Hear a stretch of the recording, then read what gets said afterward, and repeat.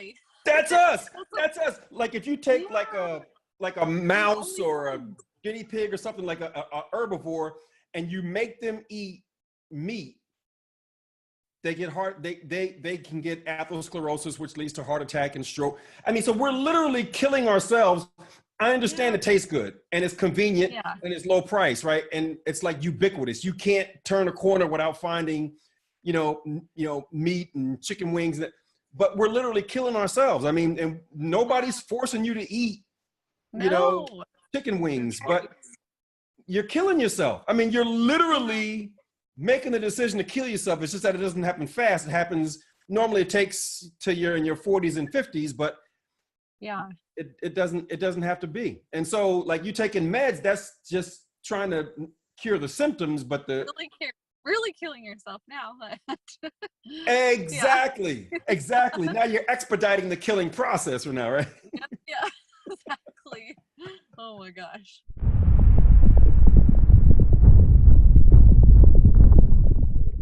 Well, I'm super excited, Vince, to hear more about your story. Like, how long have you been plant-based? What inspired you to go plant-based? I had high cholesterol, and I didn't want to take pills. I figured that there was something that I could eat differently that would make my cholesterol go down, and I didn't know what it was. I mean, Yeah. and so when I looked, everybody said that they had the magic pill, right? I mean, it was like the paleo people said, oh, well, your cholesterol will drop if you eat more meat. And then, people said, keto, that'll make your cholesterol drop. And then there's the wheat belly. And you're reading all of these things, put butter in your coffee. I mean, you're reading all these things and you don't know what to believe. Like you just don't know. And so Yeah. my life changed when I found the work that Dr. Esselstyn did, because he took people that had severe heart disease. And I will direct people to the video link that I sent you, which just as soon as I can get that from my Google Drive up to YouTube, I've already got the link set up. So I can drive people to that who want to hear the full speech. Yeah. Because I tell that story. I'll put it on the show notes. Yeah, I'll put it in the show notes for them. That'd be awesome. Okay. So yeah, so they can hear the full story on that presentation. That, when I saw that Dr. Esselstyn took people with severe heart disease, put them on plant-based nutrition, and they got better. Like they got better. And like regular medical treatment, angioplasty, or even open heart surgery or stents, you don't get better. It's like you can prolong your sickened state, and you can keep yourself from dying like right now, but you're still sick. So you can just prolong your life, but you're still sick. But the people he put on plant-based, they just got better. And some of them, their heart disease was reversed. And in that speech, I showed pictures of the artery that was completely clogged. And then they put that same person on plant-based, and that same artery, same person, arteries wide open. Oh my goodness. It was like, it was cured. It was literally amazing. Cured. So were you pretty much like severe heart disease going into it? Is that when you first found him? I just had high cholesterol and high blood pressure, and I didn't want to go on pills. And so when I saw Esselstyn's work, I was like, well, let me see what happens. And I went plant-based, and my cholesterol in 6 weeks went from 240 down to 132. In 6 weeks? 6 weeks. Wow. Blood pressure dropped down to like 116 over like 76 or something like that. And I lost 20 pounds. Really? Unbelievable. That's unbelievable. Unbelievable. I mean, I just got so much better so fast. And I was like, why don't doctors tell people this? And it's because they don't get trained on it. What they are experts at is prescribing pills and doing procedures. They're really, really good at that. But if food is the cause, then food is the only cure. Like if you don't change what you're doing to cause the situation, and you just put on pills, you'll stay sick forever. And they like that because the money keeps flowing in. But absolutely. But you stay sick. So Isn't that simple? That's amazing, huh? Well, what do you think, like, if you've seen people that, maybe have heard about this going plant-based and what it could do, all the benefits, what do you think that's kind of holding people back, that's still like kind of scared to take on this lifestyle or just to try it out for themselves? I think the fear of change. I think that people, part of human nature is forming habits, right? Forming a habit, it takes burden off your brain. And we've got everything we do, either good habits or bad habits. They're habits because they're easy to do. And so when you start talking about taking the foods that you eat every day and say, don't eat this, oh my God, what am I going to eat? And that's your natural first instinct.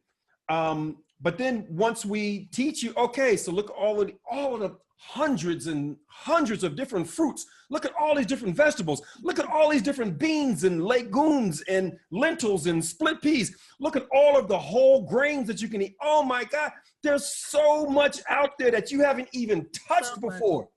And then you realize that, boy, there's this palette of thousands of meals that you can make that are plant-based, that are delicious, that aren't bland, and they get you full and they're filling and they taste amazing. And it's like, why haven't I done this earlier? And so that's what That's my what you're trying. clients, that's what my Yeah. clients, that's where they get to pretty quickly.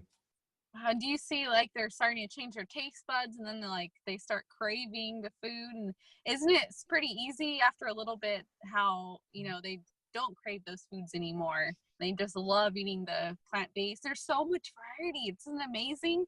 There's It's so much you can do with that. there's much more variety in plants than there are in meats. There's so much more variety, um, but people just don't know. So that's the reason why people don't do it. Is I think because they have that fear and they don't know how to do it. And that's what my business is, to help people make that transition. So I've got a coaching business where I help people to do that.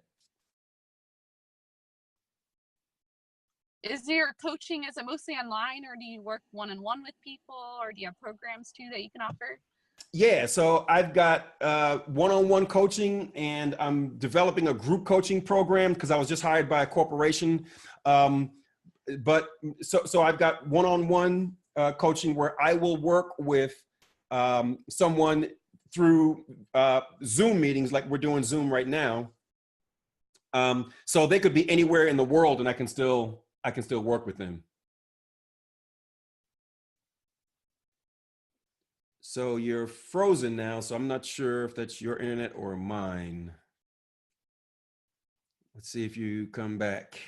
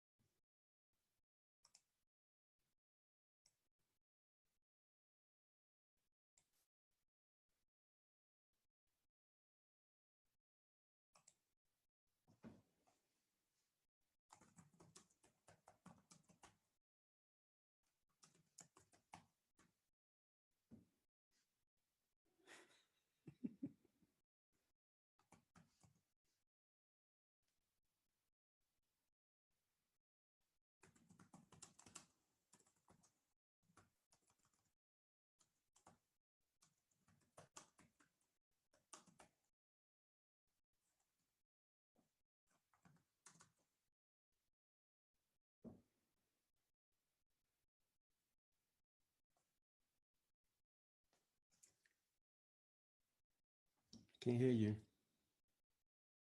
Oh, can you hear me now? Got you. Oh, yay. Awesome. Woohoo. So we're back at it. Woohoo. Somehow my phone crashed. I'm like, no.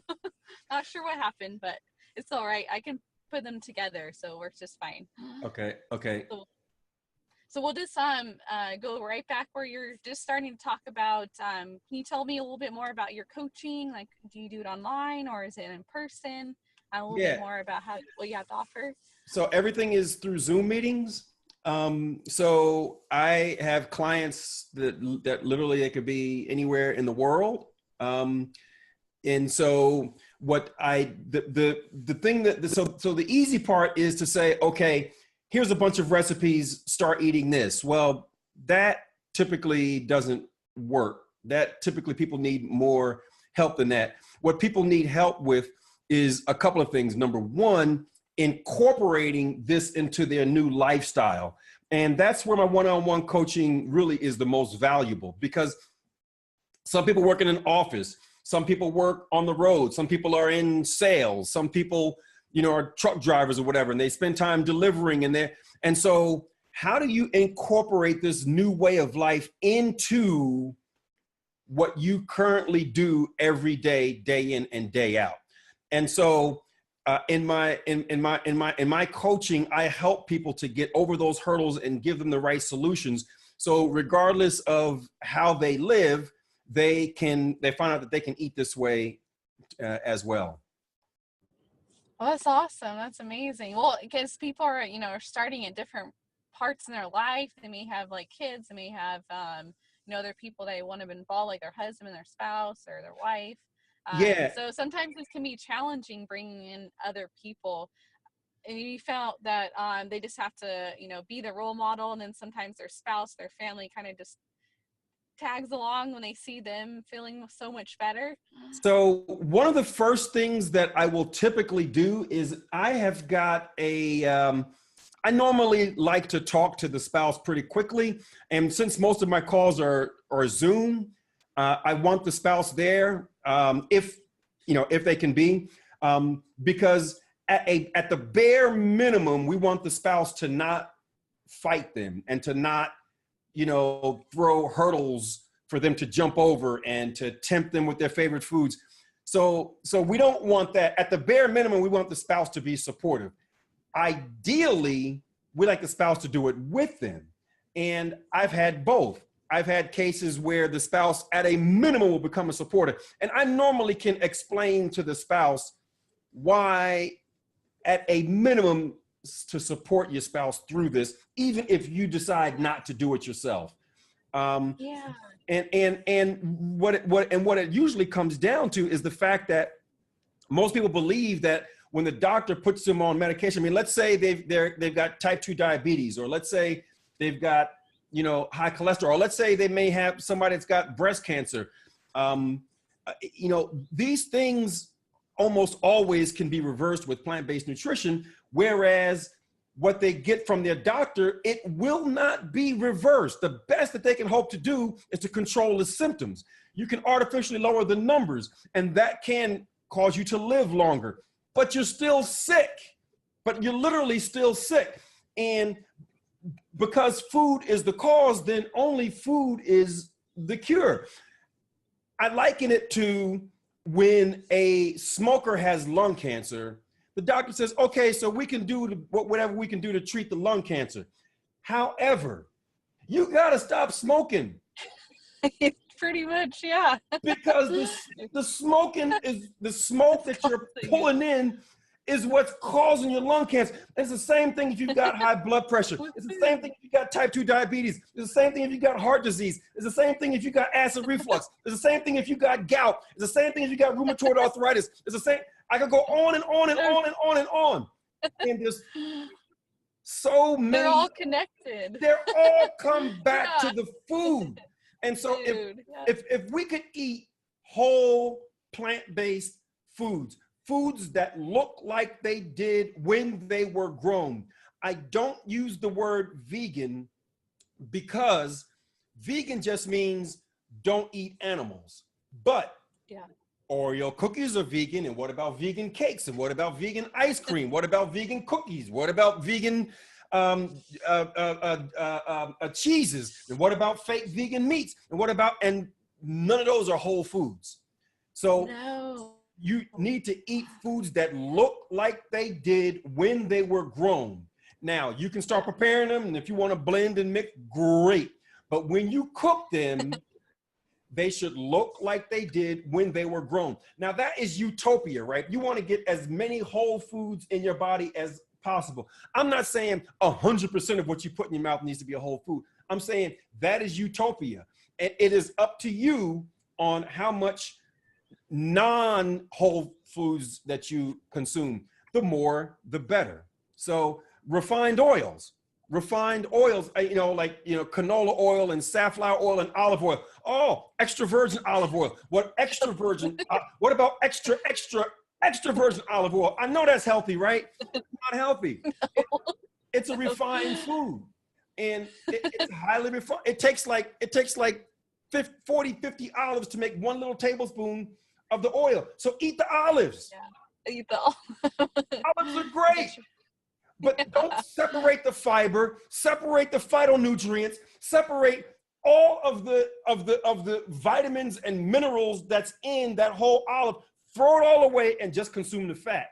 That is not a whole food. No. So what is it typically like a day that when you are starting your day and you're going about it, like, do you bring like food with you on the go, or what are you typically eating throughout the day? So I am a huge fan of water and fruit. I mean, if people could just do, okay, so some people, they're like, oh my God, Vince, I can't do that. You're lying, you can. But if you convince yourself that you can't do that, I would say, look, just do this. Go and get an entire like cantaloupe or honeydew melon or like half of a watermelon, and cut it up into blocks and put it in a big Ziploc bag.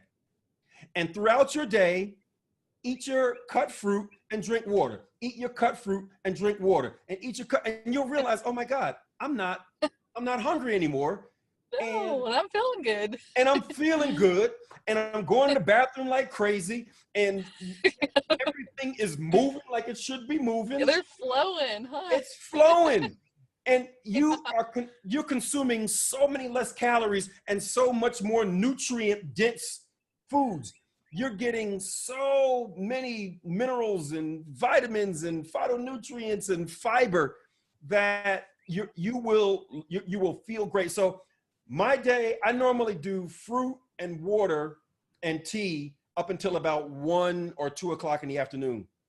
Now today, that sounds, Vince, that sounds just like I do the exact same thing. I start my day with like some lemon water or some Tulsi tea, and then I have smoothies or just the fruit that I have available. And we eat it throughout the whole morning for lunch. People were like, how do you do that? Isn't that going to affect your glucose, your insulin? I'm like, no, I feel amazing. So let's talk a little bit about glucose and the sugar. Yeah. So okay, that would be awesome. From a scientific standpoint, now I understand the logic. You're like, okay, but fruit is high in sugar, so won't that raise the glucose in somebody who's diabetic?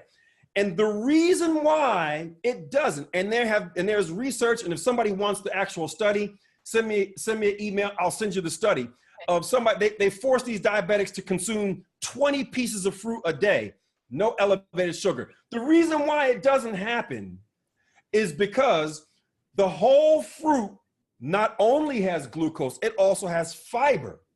And that fiber slows down the absorption of that glucose. It also has minerals. It also has vitamins.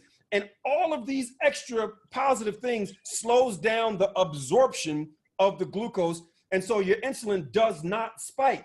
Very different than if you had a soda, a soda pop, a cola or orange soda, grape soda, or some kind of sweetened beverage, sugar sweetened beverage. There's no fiber in that. There's no minerals in that. There's no vitamin. There's no phytonutrients in that. So automatically, when that glucose hits your body, your insulin gets, your sugar goes up, and the insulin spike comes right behind it. But as a matter of fact, there's also studies that show that if you consumed, let's say, bacon and eggs, let's say, and then you had a cup of blueberries at the same time you had the bacon and eggs.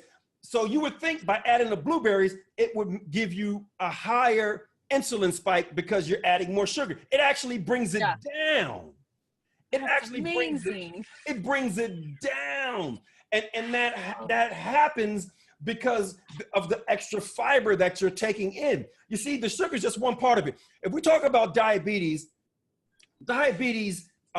is indicated by high glucose levels. And it just makes sense. Okay, well then you just eat less carbohydrates because carbohydrates convert to sugar. Okay, well that is so logical, but that doesn't address, well, why is that glucose high in the first place? Well, the reason why the glucose is high in the first place is because of elevated fat levels in the muscle cells. You see, the way it's supposed to work is that when you eat a carbohydrate, the carbohydrate converts to glucose, and so glucose gets into the bloodstream, and then when glucose gets into the bloodstream, then it causes your pancreas to make insulin. Insulin's job is to take that glucose by the hand and escort that glucose into the muscle cells, and it uses that as fuel. Okay, so glucose is the fuel for our muscle cells. And you got muscle cells all over your body and your brain as well. And your brain uses like 25% of it. The brain runs on glucose, but it needs insulin to usher that glucose from the bloodstream into the cells. Okay, but to the person who is diabetic, they have excess fat in their muscle cells. And that excess fat prevents insulin from bringing glucose from the bloodstream into the cell. So if the glucose cannot get into the cell, it stays in the bloodstream and it keeps elevating. So the way to cure that is you got to get the fat out of the cell. And how do you get the fat out of the cell? Well, where did that fat come from? It came from cheese, it came from dairy, it came from meat, it came from fish, it came from refined oils. So when you stop eating those products over time, that fat can drain out of the cells. Now, the insulin can do its job, grab glucose by the hand and usher it into the cells, and now you're not diabetic anymore. That's the way it works. That's the way it works. As long as the pancreas is in decent enough shape where it's still making insulin. Oh, I love how you explained it. I was doing a live yesterday with our group, and I was trying to explain, how our fat cells, our glucose can't get into it if we have so much, or the fat cells are coating it. And I'm like, you're going to get this dizzy rush. I felt that when we just going plant-based, and we still had a lot of the, the fat cells coating our fat. And people had a hard time wrapping their head around it. So I love how you explained it. That was perfect. Because now they'll be able to understand about the fruits and, how it's really nourishing the body, and how you're just going to keep flowing because you have that fiber, you have so much fiber. And I've had so many people ask, like, well, I've been vegan, but I'm still gaining weight, or I still don't feel good. When you talked about the vegan meats and the cheeses, all of that can be vegan, but it's not nourishing at all to our body. No, and that's one of the fallacies that I thought before I got into this lifestyle. I thought all vegans were skinny. I thought vegans are skinny. Same here.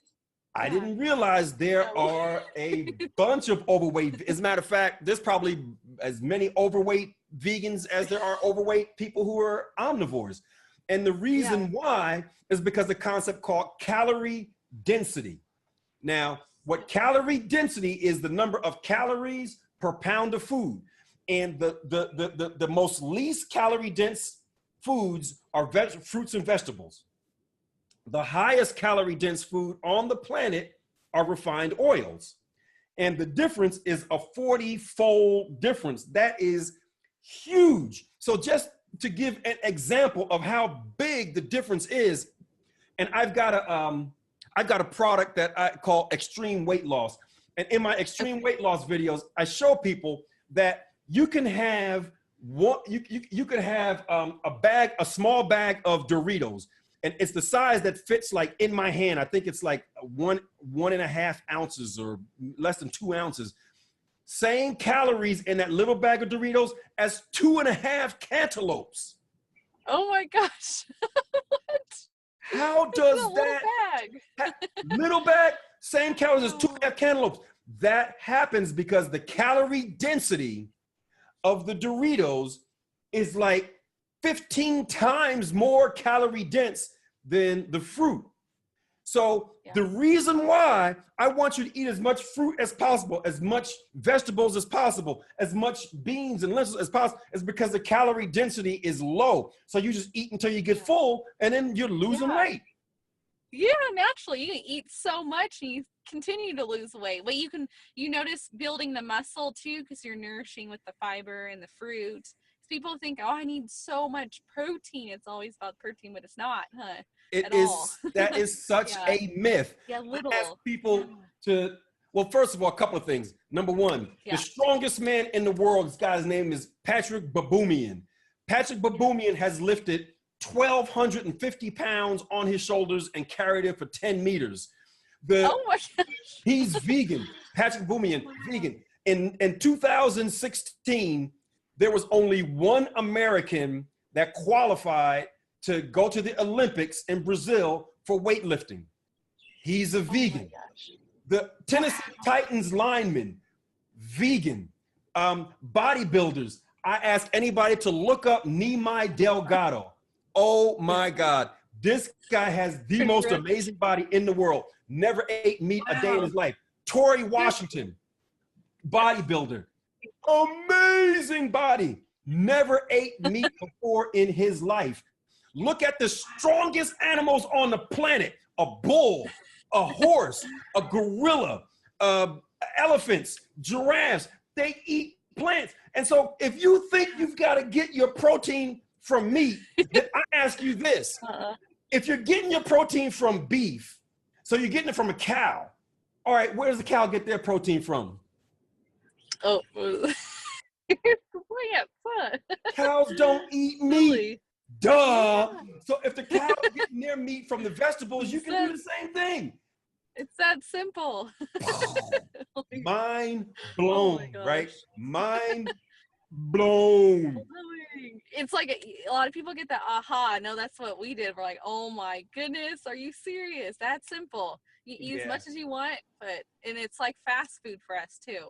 So I'm super curious. I know our listeners are. Like, what do you eat after 1 o'clock?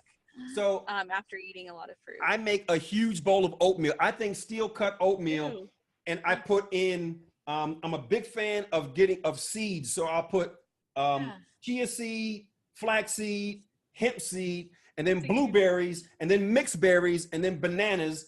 And I make this like ginormous pot of oatmeal, and I eat that. And I love getting that because of the soluble and insoluble fibers that's feeding the microbiome of my gut. And I get the anthocyanins from the blueberries. I get the omega-3s from the seeds. And I just think and it tastes fantastic. So it tastes great. And it's so nourishing for my body. And then like today, I had that at probably 2 o'clock, 1 or 2 o'clock. And then I might snack. I don't have any. Then I have like, so I'm going to my bag, right? So mixed nuts. I love mixed nuts. And then dates, right? Oh, so, that's our favorite, Costco. Oh my God. Oh yes. Yes. Exactly. You got it. Yeah, they're organic. Hey, that sounds just like us. A lot of people, they say that dates and the bananas, they are so scared to eat because of the high sugar, but it's really nourishing our body, huh? And you can eat so much of them. Because of the fiber. Yeah, the fiber. Yep. And I do the same thing in the oatmeal. I had that last night. Well, it was actually around 3 to 4 o'clock. I made some for live. And it feels so good. Like, it's still easy to digest, too. You feel like, and there's so many options. You can put whatever toppings you want on it. It's pretty awesome. God. It's endless. It's endless. I mean, cinnamon and apples, or throwing some raisins. I mean, it is literally peaches, different white peaches. And you can't go wrong. You can't go wrong. That's amazing. And then what about for like dinner? Do you do like a certain type of dinner, or is it just You have Yeah, different things you do each day? I think beans, I think beans, greens, and berries are like the healthiest foods on the planet. So I really try to get beans, greens, and berries into my meals like every day, along with my seeds that goes into the oatmeal.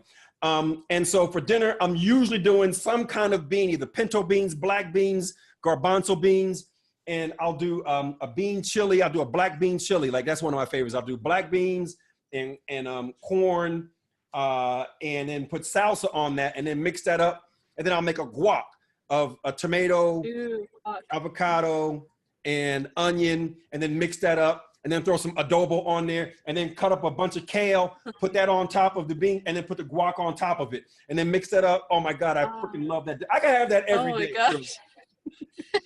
And you can make it ahead of time too, especially if you're just gonna make it, for a few days. Got it to go. Pretty much eat it anywhere. I love that That's meal. awesome. I mean, I could have that meal every day, and I'm like, so good. And I got beans in there, and I got greens in there, and it's just so healthy. So much flavor too. Yeah, to it as well. Exactly. Yeah. Do you suggest, like, if people are, kind of scared, or if they're kind of, still like on the fence, do you suggest them do like a little one-on-one call with you or message you? Where can they find you on social media? Yeah, so on Facebook, you can just reach out to Vince Rountree on my personal Facebook. I've got a business Facebook, which is called Eat Plants and Thrive. Eat Plants and Thrive. And I recorded a live video presentation. I gave a presentation that was recorded, that your listeners can reach out to, and you can see the full live video at Food is the Cause. Because remember, food is the cause. So you go to foodisthecause.com/heart. And in that video, I will show you how to reverse heart disease with food. So, amazing. So when you go to that website, you put in your email, and then I'll be able to get in touch with you through that email. And then after the video, there's a place where you can make an appointment to kind of a initial assessment appointment at the end of the video. Okay. On the same page of the video, there's a link that you can push and then make an appointment, and then we can talk. Awesome. That's awesome. I'm super excited. That's one you just sent me. I'm going to put that in the show notes so they have all those links for them. But this really clarifies so much, especially with the fruit. People, I think, will really be able to wrap their head around it and understand a little bit more about maybe why they're feeling the way they're feeling, and just to get them more on a track to feeling, so much better for this new year. Yeah. So thank you so much, Vince. I really appreciate it. Oh, my pleasure. It's such a misnomer to think that try to avoid fruit because of the sugar in it. That is not what you need to avoid. What you need to avoid is artificial added sweeteners, any kind of sweetener. I don't care if it's sugar or corn syrup or stevia or any of those sugars, refined sugars. That's what you should avoid, because that is a refined food. Remember, the utopia is whole plant foods. So if you can get your sweetened from fruits, that's ideal. Now, if you use a little bit of sugar in something like a spoon of sugar, that's not going to be a problem. But if you look at the amount of sugar that is in a soda or something, oh my gosh, so much. It's so insane. much. Or like ice cream, and even vegan ice cream. Or vegan cookies, which they taste amazing, but it's like 20 spoons of sugar. I'm like, with the butter too, the vegan butter, so much in there. Oh my so much in there. Yes. Yeah, So that's the reason why there are overweight vegans, and that's why I don't. I don't tell people I want you to be vegan. I want you to be whole food, plant-based.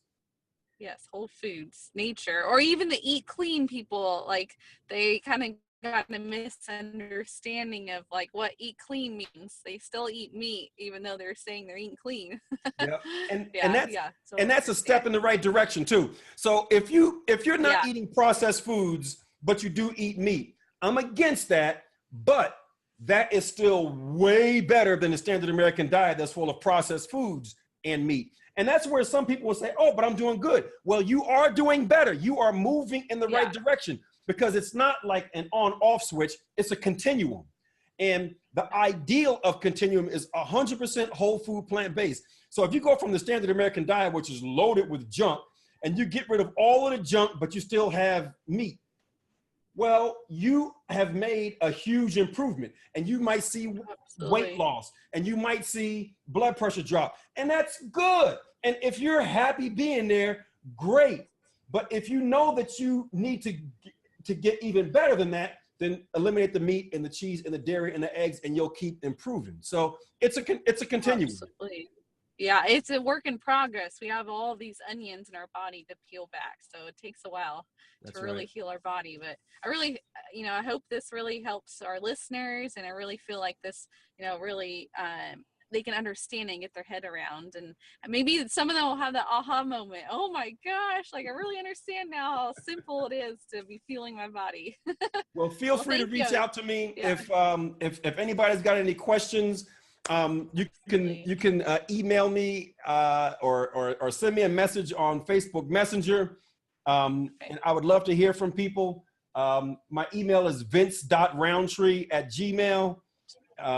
And yeah, just reach out, or you can find me on Facebook at Vince Rountree, or at Eat Plants and Thrive, and definitely want to go to foodisthecause.com/heart. That's very important. Yeah. And then you'll see that video. You'll see that video on how to reverse heart disease, the #1 killer in this country. It kills 800,000 people a year. It's the #1 killer. We know how to fix it. Yeah, that's simple. You don't have this is our cure for cancer, right? Cure for diseases. All these, you can put whatever I can label on all these health challenges. Pretty much, it's just food is the cause, right? Food is the cause. Food is the cause. So food is the cure. So it's that simple. But so if I give you pills and you don't change your food, then you just stay sick. Yep. Pretty much. Yeah, it's our choice. Yeah, it's up to us. Well, thank you so much, Vince. I really appreciate it. And I really hope, I love your enthusiasm and your inspiration. I really hope this really inspires a lot of people.